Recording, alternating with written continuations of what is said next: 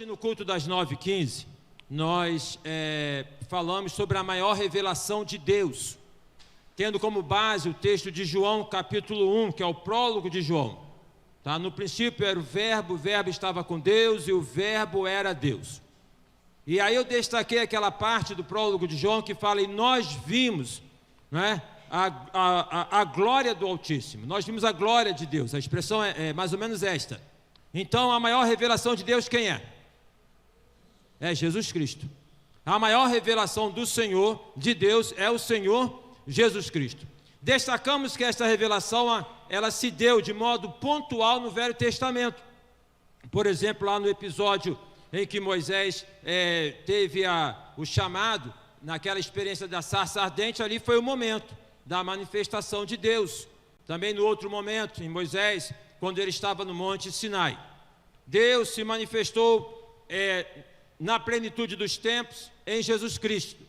A segunda mensagem, nós aqui falamos sobre movido por uma esperança, porque a maior revelação de Deus, Jesus Cristo, e Jesus Cristo veio ao mundo para nos oferecer tão preciosa e tão maravilhosa salvação, e uma das características da salvação é o quê?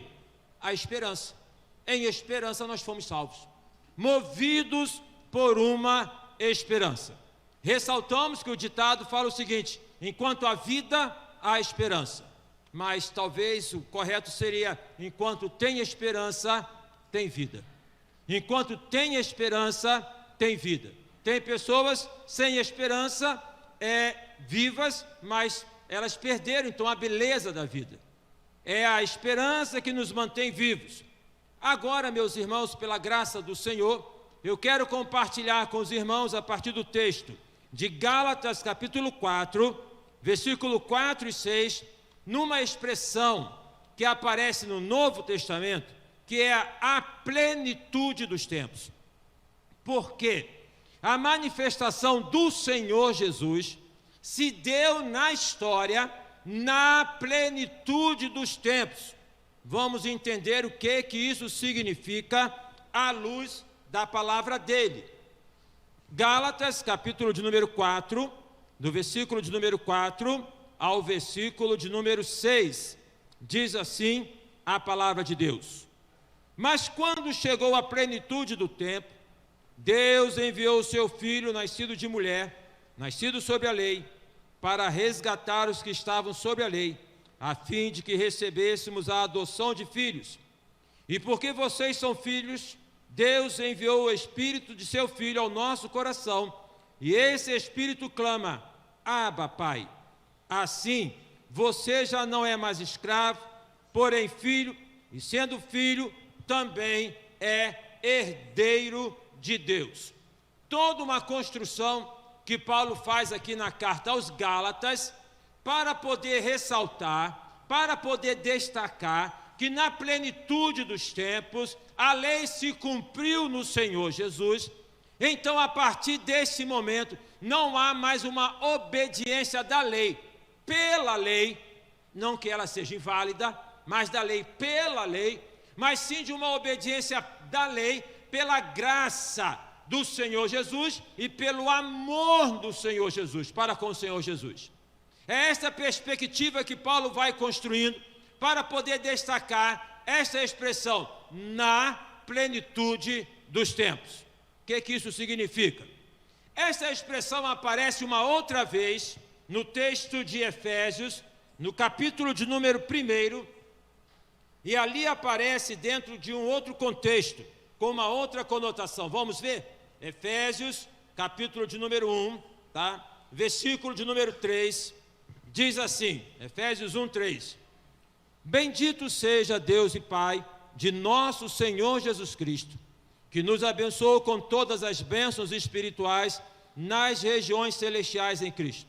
Antes da fundação do mundo, Deus nos escolheu nele para sermos santos e irrepreensíveis diante dele. Em amor nos predestinou para ele, para sermos adotados como seus filhos, por meio de Jesus Cristo, segundo o propósito de sua vontade, para louvor da glória de sua graça, que ele nos concedeu gratuitamente no amado. Nele temos a redenção, pelo seu sangue a remissão dos pecados, segundo a riqueza da sua graça, que Deus derramou abundantemente sobre nós, em toda a sabedoria e entendimento. Ele nos revelou o mistério da sua vontade, segundo o seu propósito, que ele apresentou em Cristo, de fazer convergir nele, na dispensação da plenitude dos tempos, todas as coisas, tanto as do céu como as da terra. A expressão é a mesma, mas a aplicação é diferente. Vamos falar um pouco desta aqui de Efésios e depois vamos voltar lá para o texto de Gálatas. Observem que aqui Paulo começa num grande hino de louvor. Bendito seja Deus e Pai de nosso Senhor Jesus Cristo, que nos abençoou com todas as bênçãos espirituais nas regiões celestiais em Cristo. O irmão já estudou grego? O irmão sabe da gramática grega? É importante que o irmão conheça o grego para entender esse versículo aqui. Porque o que esse versículo está dizendo no grego para o português é a mesma coisa. Todas as coisas significa que tudo que você precisa e que eu preciso, que tudo aquilo que gira em torno de mim e de você, nossas necessidades espirituais, emocionais, existenciais, físicas, todas as coisas foram dadas e supridas em Cristo Jesus. Amém, irmãos? Todas as coisas. Então esta é uma expressão que no grego significa todas as coisas, e que no português é todas as coisas, e que implica e que significa aquilo que está na tua mente, aquilo que tem afligido o seu coração. Diz a Bíblia que Deus, assim, em Jesus, nos abençoou nas regiões celestes em Cristo, com todas as coisas. Todas as bênçãos vêm de um armazém de Deus, vem do armazém de Deus, está reservado para todos nós, amém? Crê desta maneira, para cada um de nós. E Deus, Ele não tem problema em poder mandar essas bênçãos em atraso, porque sempre chega na hora. Ele não tem problema de poder fazer o fluxo dessas bênçãos, porque tem miríades e miríades de anjos que transportam as bênçãos de Deus. Ele não tem problema em poder chegar direto ao destinatário, que somos nós, porque o Espírito Santo está no nosso coração. Amém, irmãos? Então, meus queridos e amados irmãos, esta é uma expressão que nós devemos guardar no nosso coração, né, para podermos louvar ao Senhor. Bendito seja o Deus e Pai de nosso Senhor Jesus Cristo, que nos abençoou com todas as bênçãos. Talvez você esteja no momento da tua vida de lamento. Talvez você esteja na sua vida em um momento de sofrimento. O sofrimento não anula as bênçãos de Deus. O sofrimento potencializa as bênçãos de Deus. O sofrimento não é um acidente no percurso, tá? Que impede, como que um buraco que abra na estrada, em que a bênção possa transitar. O sofrimento, ele na verdade dá mais propriedade àquilo que Deus tem para dar a cada um de nós. O fato é que tudo que você precisa, tudo que eu preciso, tudo que nós precisamos, tudo que todas as pessoas precisam, Deus tem reservado lá no eterno, lá no armazém celestial para cada um de nós. Às vezes, nós não vivemos com essa perspectiva. Às vezes, nós não temos esta visão. E aí precisamos, então, repetindo a expressão que eu falei no primeiro culto, repetindo no segundo e repito agora, é aquela oração do profeta: Senhor, abra os olhos para que veja. Porque, por vezes, ficamos muito concentrados no problema. Ficamos muito concentrados na dificuldade, naquilo que deu errado, e deixamos de olhar para tantas coisas que têm dado certo, e deixamos de olhar que isto que nós falamos que está dando errado, vai dar certo. Porque Deus vai transformar, porque Deus ele vai atuar. Desta maneira, então, Paulo aqui em Efésios, ele vai descrevendo dessas bênçãos de Deus, reservadas e dadas desde a fundação lá do mundo, tá? Na plenitude dos tempos a cada um de nós. A expressão plenitude dos tempos aqui, ela tem a ver com aquilo que é por completo, que é cheio, tá? Daquilo que é da boa medida, do que é recalcado. Na plenitude dos tempos, nós alcançamos todas as bênçãos de Deus. Amém, irmãos? Vamos falar juntos? Olha só, eu vou repetir, eu vou falar, depois nós repetimos juntos. Na plenitude dos tempos, alcançamos todas as bênçãos de Deus. Vamos lá? Na plenitude dos tempos, alcançamos todas as bênçãos de Deus. Todas as bênçãos de Deus. Então, tem a ver, o tempo aqui tem a ver com o tempo kairos no grego, que é um tempo oportuno, que é o tempo gracioso, que é o tempo da graça e da misericórdia de Deus, que Ele oferece para cada um de nós, na perspectiva dEle, no tempo dEle, não no nosso tempo. Mas já em Gálatas, capítulo 4, é diferente. Aqui a expressão plenitude dos tempos, dentro da construção que Paulo faz na carta aos Gálatas, porque Paulo está querendo então aqui falar o seguinte: olha, a lei ela tem a validade, a lei ela cumpriu um papel, mas agora na plenitude dos tempos. Agora esta expressão, ela é da ordem de um tempo sequencial, de um tempo que vem com uma coisa após a outra coisa. É um tempo em que as coisas vão sendo elaboradas. A expressão tempo aqui, portanto, é cronos, que é do tempo cronológico. O que isso significa, gente? Significa o seguinte: Gênesis capítulo 3, nós encontramos o relato de quê? O que está em Gênesis capítulo 3? O relato da queda da humanidade pela entrada do pecado. Abro um parênteses e reforço mais uma vez a importância de podermos ler a Bíblia, de lermos a palavra de Deus. A irmã Maria aqui colocou um mapa para nós lermos a Bíblia de maneira cronológica. Eu te incentivo a fazer isso, porque a Bíblia é rica e nós temos essas mensagens preciosas. Fechando parênteses. Então lá, em Gênesis 3, tem o relato da queda do homem, do pecado que entrou no mundo. Lembra disso?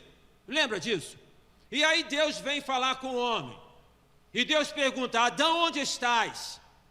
Porque o texto diz que todos os dias, na viradinha do dia, Deus conversava com Adão. Sabe, eu conversava com o irmão Edmo há pouco, antes de começar o culto.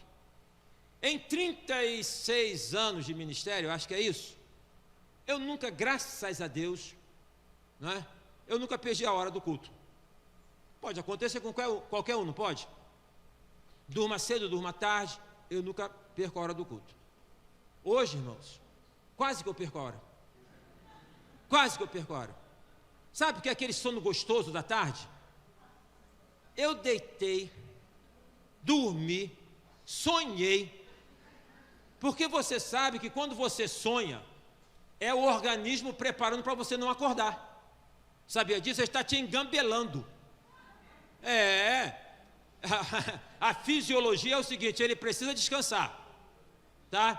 Mas aí, ao mesmo tempo em que o consciente, de certa maneira, fala que tem que acordar, você não tem isso. Sem despertador, você não sabe a hora que tem que acordar? Tem ou não tem? Tem um reloginho dentro da gente, né? E às vezes, o nosso inconsciente, ele camufla para desligar esse reloginho, porque ele sabe que a gente tem que descansar. Como é que ele faz? Ele dá um sonho, e aí você está naquele sonho gostoso, e você dorme. Eu estava assim hoje à tarde, até que a Simone chegou no quarto, abriu a porta, fez barulho, aí veio o corte da realidade. Eu acordei, 5h25, aí eu falei assim: meu Deus, já era para estar na igreja, e eu estou em casa. Então eu acordei ali, daquela forma assustado, né? Acordei daquela maneira assim de não, tem que estar na hora, tem que estar lá. Já aconteceu na sua vida de ter perdido a hora em algum aspecto? Alguém aqui já perdeu a condução ônibus, por exemplo? Alguém já perdeu passagem? Meus irmãos, meus irmãos. Vale para ônibus, para trem, para avião. Alguém já perdeu? É chato, não é não, gente? E às vezes é por uma fração de minuto ou de segundos. Chega lá, quando é ônibus, ainda tem um refresco, às vezes, porque pode chegar lá motorista e ele pode parar a porta. Mas quando é de avião, acabou. Mas por favor, não fechou aquela porta, acabou lá o check-in, já era. Perdeu, não tem jeito. Então, o que acontece? Tem aquela hora marcada, tem aquele tempo certo do ônibus partir, do trem partir, do avião partir. A expressão aqui na plenitude dos tempos ela tem a ver então com essa construção cronológica do tempo certo, a partir de uma associação de tempos. Então vamos voltar lá para Gênesis. Aí diz o texto que Deus perguntou a Adão onde você está, e ali então Adão tinha se escondido porque tinha pecado. Todas as vezes que eu e você pecamos, o que nós fazemos? Nós nos escondemos. Nós nos escondemos. Em geral, quando uma pessoa sabe, um crente sabe que está em pecado e não quer corrigir do pecado que ele está, ele se afasta da igreja. Em geral, não é regra, é em geral, ele se afasta. Porque incomoda. Poder estar junto, poder estar ali incomoda. Ele se afasta, Adão se afastou. Aí Deus então veio, tá? E aquela conversa toda, e Adão fala, foi a mulher que tu me deste. Joga a culpa para a mulher. A mulher fala, foi a serpente. O diabo toma a forma de uma serpente. E aí Deus vai então colocando, olha, até agora está tudo dado aqui para você. A partir de agora, Adão, você vai trabalhar, não que não trabalhasse antes, mas agora você vai ter do suor do seu rosto. O trabalho era fácil, digamos mais prazeroso, não é fácil de mulher, mais prazeroso. Passa a ser um trabalho difícil, passa a ser um trabalho de exploração, de jugo. Esse jugo que está nos ombros de muitos de nós. Trabalho, trabalho, trabalho, trabalho, trabalho, trabalho. E dentro dessa lógica do trabalho, nós esquecemos do trabalho de Deus. E aí fala, você agora vai plantar, vai colher, que a terra vai produzir espinhos, não vai ser fácil para você. Aí Deus fala para a mulher, mulher, você vai dar à luz e agora vai ter sofrimento, não é? Vai ter sofrimento neste momento de dar à luz. E aí Deus diz o seguinte, olha, e da tua descendência é a primeira promessa da vinda de Jesus. Da tua descendência virá aquele que vai esmagar a cabeça da serpente, né? Este ferirá a cabeça e ele ferirá o calcanhar. Então de quem está falando? De quem o texto está falando? Da vinda de Jesus. Jesus não nasceu de Maria? Não veio de uma mulher? Então, do fruto da mulher, aquele que veio para esmagar a cabeça da serpente. Eu estive lá em Jerusalém. E Jerusalém, a Jerusalém antiga, é toda rodeada com muro, né? E o Gólgota, o monte chamado Caveira, ele está fora da muralha de Jerusalém. Porque ninguém poderia ser crucificado dentro de Jerusalém. Fora. Quando se está à distância, teve lá um local que nós fomos, que eu esqueci, que você olha então daquele ponto para Jerusalém, você então vê o Gólgota, este monte que está fora das muralhas de Jerusalém. E este monte, ele tem um nome bíblico, que é o formato dele. Quem lembra o nome? Caveira. Porque o monte, olhando de distância, numa visão de gestalt, digamos assim, ele tem o formato de uma caveira. Caveira representa o quê? A morte. A cruz do Senhor Jesus foi colocada sobre o monte Caveira. Então ali Jesus matou a morte, esmagou a cabeça da serpente. Olha o cumprimento da promessa. Olha o cumprimento da promessa. Mas, o que acontece? A promessa foi dada, e aí a história se desenrola. A história vai se desenrolando até chegar lá em Gênesis capítulo 12. O que tem em Gênesis 12? Que Deus chama Abraão e fala, Abraão, sai da tua terra, da tua casa, da tua parentela, para uma terra que eu vou te mostrar, porque você será pai de uma grande nação. E aí, irmãos, Carlinhos, Eliane, Flávio, Pedro, Solange, Marcelo, Inéia, qual foi a palavra que Deus disse para Abraão? Que tem respeito com aquilo que nós fazemos na igreja, em termos de famílias, casais. Em ti serão benditas todas as famílias da terra. Todas as famílias da terra, mais uma vez. Agora, no hebraico, tem o sentido de todas as famílias, que inclui a sua família. Sem saber, uma pessoa já tem a bênção de Deus, pode não usufruir, mas já tem a bênção de Deus, entende? Já está dado a bênção de Deus. Então, aí vem a história de Abraão, toda aquela sequência. O que eu quero ressaltar é que vem tudo isso sendo construído. Os profetas vão falar da vinda de Jesus.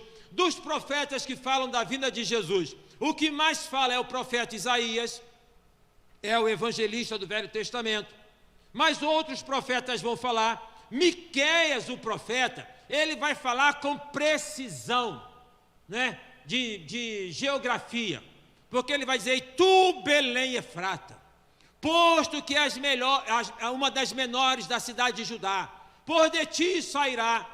Olha só, gente, isso há 740 anos antes de Cristo. Há 740 anos antes de Cristo, um profeta chamado Miqueias, ele repete a promessa e ele fala onde ela vai acontecer. Ele dá precisão de onde ela vai acontecer. Se Jesus Cristo não tivesse nascido, irmãos, nós estávamos fritos e torrados. Nós não tínhamos como tomar posse de nenhuma promessa. Mas porque Jesus nasceu, morreu na cruz e ressuscitou, nós temos toda a possibilidade e devemos tomar posse de todas as promessas. Amém, irmãos? Todas as promessas. Imagina uma despensa cheia, tudo que tem no armazém de Deus, todo o estoque de Deus está lá, e você está com a despensa vazia, e eu às vezes com a despensa vazia, e Deus tem tudo para dar para cada um de nós, e tudo isso dado a partir do Senhor Jesus. Então, essas promessas, ou melhor, o cumprimento dessas promessas vão se desenrolando até chegar à plenitude dos tempos. Então, quando Paulo fala aqui aos Gálatas, na plenitude dos tempos, não mais é o grego kairos, do tempo oportuno, mas é o grego chronos, ou seja, depois destas coisas, na sequência destas coisas, de poder falar que tudo foi cumprido, e que agora então se dá um momento da vinda de Jesus. Hoje, isso nos remete a quê? Hoje, agora que Jesus Cristo já veio ao mundo, isso nos remete a quê? Nos remete à segunda volta de Cristo. Nos remete a esse momento em que o Senhor Jesus virá sobre as nuvens, no bradar da trombeta, porque a trombeta vai soar. Jesus voltará para poder arrebanhar, para poder levar a igreja dele. A Bíblia diz que o mar vai dar seus mortos, a Bíblia diz que a terra vai dar seus mortos, e a Bíblia diz que quem estiver vivo naquele momento vai ter o seu corpo transformado. Porque isso que é terreno não pode herdar lá na eternidade. Gente, imagina se Jesus voltasse agora. Imagina isso. O seu corpo transformado. Você não vai se reconhecer, né, com o corpo. Daqui a pouco você vai se ver voando, vai se ver levitando. Você imagina isso, sabe aquela pereba, para poder falar uma palavra bem comum, aquela pereba de criança. No seu novo corpo não vai ter pereba. Irmãos, eu tenho uma cicatriz aqui na cabeça. Aqui, Arlete, vê aqui. Vê aqui. Está vendo aqui? Eu tenho uma cicatriz aqui na cabeça, que nesse corpo glorificado, não vai ter cicatriz. Não vai ter cicatriz. Tem uma coisa, deixa eu expor meu corpo aqui. Passa a mão aqui, mano. Passa a mão aqui. Passa a mão aqui. Está sentindo aqui? Sim. Deu fininho? Tem um buraquinho aqui, ó. Porque aqui enfiou um dreno que saía daqui e aqui quando eu operei a cabeça. No corpo glorificado, não vai ter nada disso. Você entende? Não tem nenhuma marca, nenhuma lembrança daquilo que foi da ordem do sofrimento, daquilo que aqui essa cicatriz me remete a quando eu fui operado, me remete quando eu quebrei o braço, me remete. Não tem mais nada dessa lembrança. Vai ser um corpo glorificado. Irmãos, Senhor Jesus voltará, amém? E pode voltar a qualquer momento. Qualquer momento. A qualquer momento. Depois que Jesus Cristo veio ao mundo, Ele morreu na cruz e Ele ressuscitou, Ele pode voltar a qualquer momento. Mas esse momento virá na plenitude dos tempos, assim como Jesus veio da primeira vez. Ou seja, as coisas vão acontecendo, as coisas vão acontecendo, as coisas vão acontecendo até a volta de Jesus. Guarda isso no coração. Guarda isso no coração. quando nós celebramos o Natal, entenda que o Natal é da ordem do nascimento de Jesus, a vinda. Isso foi cumprido. Significa que tem uma segunda vinda, que Jesus voltará. Amém, irmãos? Então é nessa perspectiva que Paulo fala da vinda primeira de Jesus na plenitude dos tempos. Então agora, neste momento, no estabelecimento onde o povo de Israel estava sob o jugo do Império Romano, viviam dominados pelo Império Romano. O texto de Lucas diz que Júlio César, ele era o imperador. Deixa-me ver aqui, conferir Lucas capítulo de número 2. Vamos conferir lá para poder falar com precisão. Lucas capítulo de número 2. Lucas capítulo de número 2, ele vai dizer o quê? Naqueles dias foi publicado um decreto de César Augusto, o imperador romano, o imperador que estabeleceu algo muito importante na história de Roma e que permitiu a expansão do Império Romano e que contribuiu para a expansão do Evangelho, a Pax Romana. Então, esta ação do imperador de poder estabelecer paz nas estradas, para poder circular as mercadorias, para poder circular nas viagens em tranquilidade, é a Pax Romana.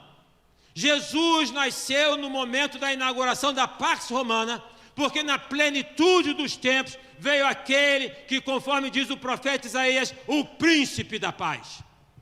O homem pode dar uma paz temporal, o homem pode dar uma paz circunstancial, o homem pode dar uma paz política regional, mas só o Senhor Jesus é que dá a paz plena, perene e verdadeira, porque Ele é o príncipe da paz. Na plenitude dos tempos, o Senhor Jesus nasceu, naquele momento exato, para desde então estabelecer a paz que é aquela que domina todo o coração daquele que tem a fé no Senhor Jesus. Como que nós precisamos de paz?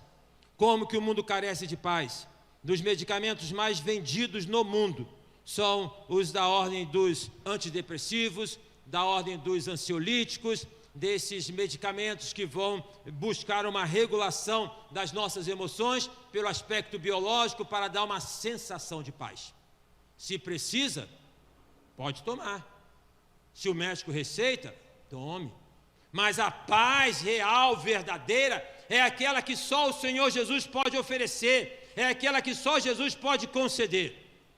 O povo de Israel vivia no domínio do Império Romano, viviam como escravos, mas eles não se consideravam escravos, porque a política de Roma era a seguinte: olha, vocês podem ficar aí, vocês podem ter a religião de vocês, podem ter lá os ritos de vocês, desde que vocês paguem os impostos, tudo tranquilo. Pagou imposto, tudo tranquilo. Observem que na própria crucificação do Senhor Jesus, Pilatos, ele não vê razão para crucificar Jesus. São então as autoridades, os religiosos ali, dos escribas e fariseus, são eles que vão motivar a crucificação. É o sumo sacerdote Caifás que vai falar da morte de Jesus, não é o Império Romano. Não é o Império Romano. Gente, pior escravo é aquele que não se reconhece como tal. Vícios. Existem muitos vícios no mundo. Muitas pessoas viciadas em diversas coisas.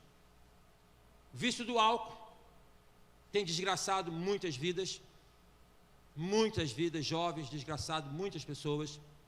O vício das drogas tem desgraçado muita gente, tá? Muita gente. E aí a questão de que a maconha não vicia, que é uma mentira, porque as coisas vão sendo convocadas. Tem vício, tantos vícios. Pessoas viciadas em sexo, pessoas viciadas em várias coisas. Um princípio básico para uma pessoa largar o vício é ela aceitar que ela é viciada. Se não reconhecer o vício, não tem como largar o vício, porque ninguém pode vencer aquilo que não reconhece. Agora é difícil, e nós precisamos orar pelas pessoas que possuem vícios, tá? E precisamos pedir a Deus que nos encharque com o Espírito Santo para que nenhum vício cole na gente, porque é difícil deixar um vício. É difícil deixar um vício. O vício do cigarro. Eu me recordo do irmão diácono José Francisco, quando ele aceitou o Senhor Jesus como Senhor e Salvador, e veio ao culto com toda a família. Ele era um alcoólatra. Ele, no testemunho dele, ele dizia que na ausência da cachaça, ele bebia álcool puro. O vício era terrível na vida dele. Mas ele era viciado em álcool e no cigarro. Interessante. Ele aceita o Senhor Jesus e logo assim, de uma maneira automática, digamos, ele deixa de beber. Mas eu me recordo falar com ele, e ele falar comigo que ele ficou 6 meses para deixar o vício do cigarro. 6 meses. Não quer dizer que aconteça com todas as pessoas, mas é a questão, olha como é que vem impregnar, né? Impregnar ali, porque tem uma ordem de satisfação naquilo. Enfim, nós temos que orar pelas pessoas que têm algum tipo de vício. Não adianta ficar apontando para elas, larga isso, para com isso, é pecado, porque o vício é terrível. Agora, precisamos pedir a Deus que dê a estas pessoas uma clareza, ou dê a você, se é o seu caso, uma clareza, para que possa reconhecer o vício, para que possa ver o mal do vício, e aí poder entender, eu tenho esse vício, e a partir de então, receber a libertação que Jesus ajuda a oferecer, que Jesus concede a cada um. Os judeus, eles estavam sob a escravidão do Império Romano, mas eles não se sentiam como escravos. Tem um episódio em que Jesus, falando com eles, Jesus fala assim: se o Filho vos libertar, verdadeiramente sereis livres. Mas eles fizeram a seguinte argumentação: mas nós somos descendência de Abraão. Nós somos descendência de Abraão. Ou seja, eles estavam com a dificuldade de poder entender que, mesmo sendo descendência de Abraão, estavam vivendo sob o domínio do Império Romano. E isso é uma forma de poder apontar para cada um de nós, quando nós não conseguimos enxergar os nossos vícios, e dessa maneira o inimigo manipula cada um de nós.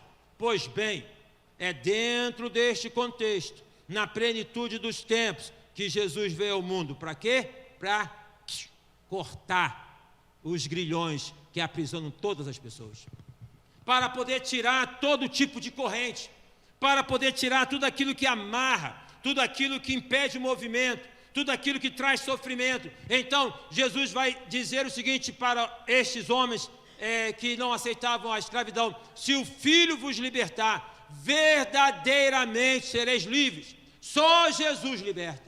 Só Jesus liberta. Quem sabe, talvez você esteja convivendo com um tipo de vício.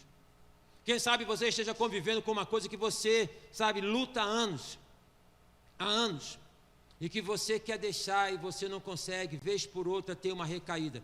Porque uma questão da pessoa viciada é que, vez por outra, ela tem uma recaída. E aí, por conta disso, você se culpa. Sabia que quando você se culpa, você acentua o vício. Que quando você culpa a pessoa, você acentua o vício nela. Olha o que a Bíblia fala, no texto de 1 João: se a tua consciência te acusa, se a tua consciência te condena, maior é Deus, maior é Deus. Então a forma de nós podermos vencer qualquer tipo de vício, qualquer coisa que tente nos amarrar, nos aprisionar, é nós reconhecermos e colocarmos quebrantados perante o Senhor Jesus. Jesus, liberta a minha alma, liberta do que me aprisiona, porque o que aprisiona a muitas pessoas, não somente o vício, mas o medo.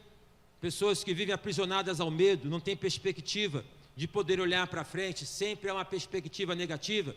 Aprisiona a desesperança, aprisiona a falta de estímulo. Então é a liberdade que o Senhor Jesus confere a cada um de nós. Portanto, na plenitude dos tempos, nós alcançamos a libertação que só Jesus oferece. Na plenitude dos tempos, nós alcançamos a paz que só Jesus oferece. Na plenitude dos tempos, nós alcançamos a salvação que só pode ser alcançada através do Senhor Jesus. Só através do Senhor Jesus. Salvação é o ato de poder tirar de um caminho errado, equivocado, errado, e poder colocar no caminho certo. Salvação é da ordem de dar proteção, salvação é da ordem de dar conservação, salvação é a palavra que remete à saúde. Salvação tem a ver com saúde.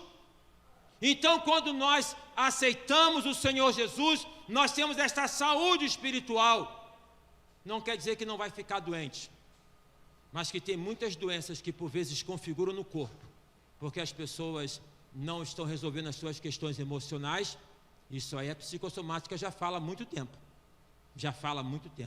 A salvação é da ordem daquilo que nos separa. A salvação é da ordem que nos tira das mãos da escravidão do pecado. A salvação é da ordem que nos tira do mundo das trevas. A salvação é da ordem que nos tira do mundo da desesperança. A salvação é da ordem que nos tira do jugo de Satanás, do jugo do diabo. Onde é o céu? Onde é o céu?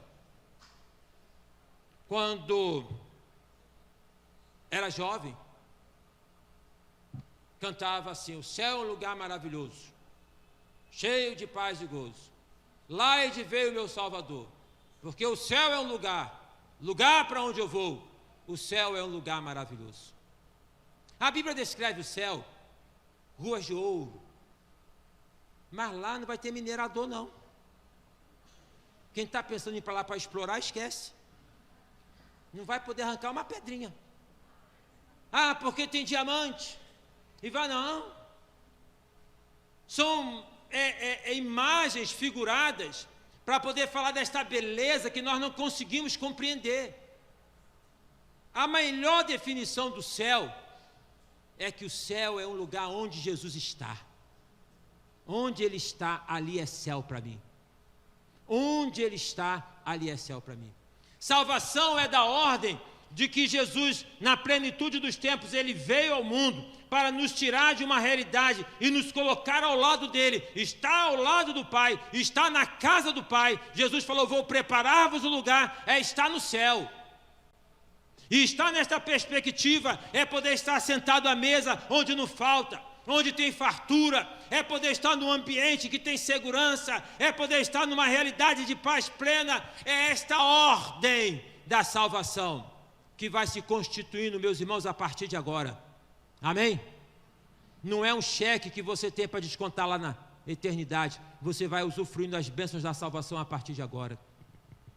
Desta maneira, então, Paulo fala em Gálatas que na plenitude dos tempos o Senhor Jesus Cristo veio e Ele enviou o Espírito, para poder nos colocar na perspectiva e na dimensão de filhos. E aí, nessa perspectiva, nós clamamos: Abba, Pai, quer dizer Paizinho. Então nós vivemos nessa nova realidade, nessa perspectiva, dessa realidade espiritual, na plenitude dos tempos. Duas coisas, portanto, aqui, irmãos, para nós podermos concluir. Primeiro, tem um tempo para todas as coisas. Tem um tempo para todas as coisas. Tem um tempo para você hoje aqui. Tem um tempo para mim hoje aqui. Eu e você não estamos hoje aqui por acaso. Uma vontade. Nós estamos aqui por uma permissão. Nós estamos aqui porque Deus nos deu uma permissão. Porque se não fosse isso, nós não estaríamos mais aqui. Nós estamos neste tempo por conta de que Deus tem algo para cada um de nós. Então, o fato de nós estarmos aqui em congregação, o fato de estarmos aqui nesse culto pela transmissão, é da perspectiva de algo que Deus tem para a tua vida, falar ao teu coração. Hoje é o dia aceitável, hoje é o dia da salvação, e se você ouvir a minha voz, não endureça o vosso coração. Hoje é o dia de abrir o coração para Jesus, hoje é o dia de reconciliar-se com o Senhor Jesus, hoje é o dia de liberar o coração do ressentimento, hoje é o dia de um concerto com Deus, é hoje, é agora. É a perspectiva dessa soma de tempo, dessas coisas que têm acontecido na sua vida, é hoje. Tem essa dimensão. A segunda dimensão, gente, é de algo que vai para além dessa realidade, muito embora nela se manifeste. É da perspectiva de Paulo aos Efésios: bendito seja o Deus e Pai de nosso Senhor Jesus Cristo, que nos coroou com todas as sortes de bênçãos nas regiões celestiais. Sabe? É a bênção para agora. Não que ela acabe agora, mas ela começa agora. Você precisa desse combustível. Você precisa desse renovo. Você precisa sair daqui hoje com essa dimensão de vida. Você tem que sair daqui hoje com um brilho na tua vida. Tem que sair daqui hoje com a tua cabeça mais erguida. Não de soberba, não de orgulho, mas de confiança, de dependência em Deus, de confiança no Senhor. Eu sei em quem tenho crido. Eu sei que Deus está comigo. Eu sei que Ele me perdoou, não tem nenhuma acusação. Então é numa perspectiva nova de vida, de viver nesta perspectiva nova. Não desperdice a sua vida. Não desperdice o que Deus tem para você. Não deixe que a bênção de Deus se estrague no armazém celestial. Não deixe encalhado o que Deus tem para te dar. Abra o seu coração para receber tudo que Deus tem para cada um de nós, desde a fundação dos séculos. Então, estas duas perspectivas da plenitude do tempo. Um tempo oportuno, um tempo de decisão, um tempo onde as coisas vão se somando. E o tempo da graça de Deus, que Deus manifesta para cada um de nós. Amém? Feche seus olhos, vamos orar ao Senhor. Que tempo é este na sua vida? Que tempo é este para você? Que momento você está vivendo? Que momento você está passando? Em quantas ocasiões, por vezes, eu me frago pensando assim, amanhã. Porque amanhã vai ser melhor, vai ser assim. Aí eu desconsidero hoje. Eu desconsidero o agora. Eu desconsidero o que Deus tem para a minha vida nesse momento. O amanhã meu e seu está nas mãos de Deus. É confiar nele e caminhar com ele. O fato é que você não pode chegar amanhã, ou não deveria chegar amanhã, com esse fardo nos teus ombros, com essa preocupação na tua mente. O fato que você não deveria chegar amanhã com esse ressentimento. O fato é que você não deve chegar amanhã sem liberar o perdão. O fato é que não deve chegar amanhã sem Jesus no coração.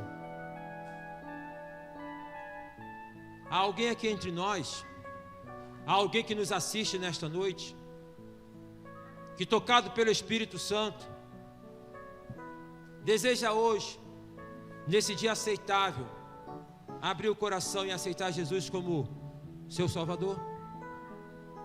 A plenitude dos tempos então pode se estabelecer agora, na sua vida, a partir desse momento que você abre o coração e aceita Jesus como Salvador. Se você ainda não fez isso, se você ainda não tomou esta decisão, você pode tomar agora. Ora no teu coração, diga aí você que está aqui, você que está cultuando conosco pela transmissão, repita comigo essas palavras: Senhor Jesus, eu abro o meu coração e eu te aceito como meu Senhor e como meu Salvador. Neste momento, eu tenho esta decisão de entregar a minha vida em tuas mãos. Orou desta maneira alguém aqui? Levante a mão se você orou assim, aceitando Jesus como Salvador. Alguém fez assim? Abrindo o coração para Jesus? Hoje é o dia da reconciliação com Deus. Quem sabe você tem caminhado distante, afastado. É tempo de voltar. Não é amanhã, é agora.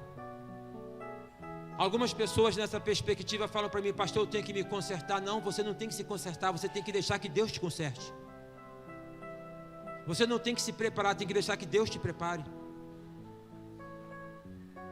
Alguém nesta noite que está distante, está afastado do Senhor Jesus e quer voltar, mas assim com essa decisão própria perante Deus: Senhor Jesus, eu decido voltar.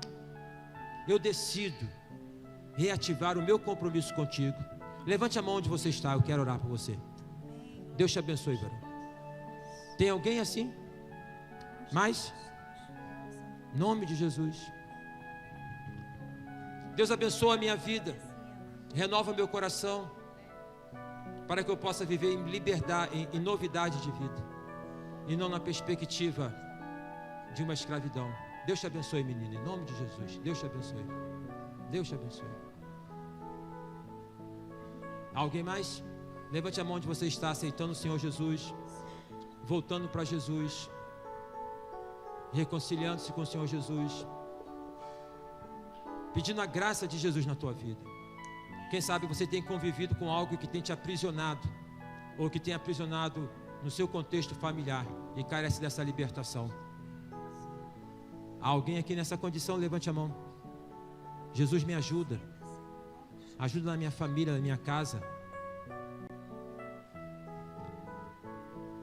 Vamos ficar em pé, irmãos, e vamos orar ao Senhor. Deus abençoe o menino lá atrás, Deus abençoe a menina aqui. Dê graça. Deus abençoe a sua vida aí onde você está, a partir dessa transmissão.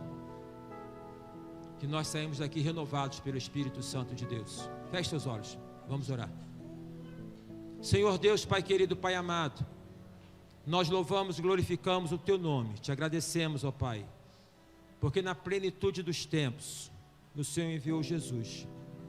Depois, ó Pai, das promessas serem cumpridas, depois, ó Pai, do Teu plano ser estabelecido, depois do profeta falar, e tu, Belém Efrata, é em Belém que Jesus nasce, ó Deus, com uma precisão divina.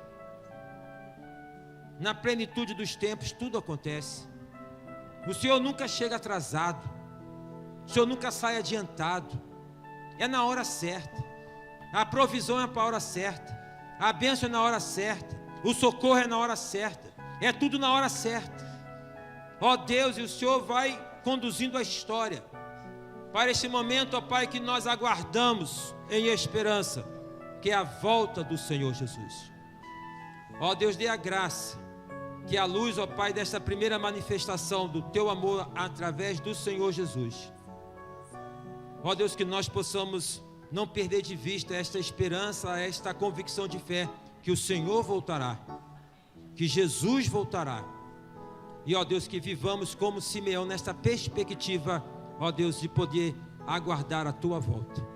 Dê graça, ó Pai, sobre esses dois jovenzinhos aqui. Abençoe a vida deles, a decisão no coração deles. Aqueles que não levantaram suas mãos, aqueles que estão vivendo, ó Pai, momentos difíceis, aqueles que estão lutando com vícios, constrangidos, talvez, quem sabe, por poderem manifestar essa dificuldade, mas o Senhor sabe, o Senhor conhece. Dê graça, ó Pai.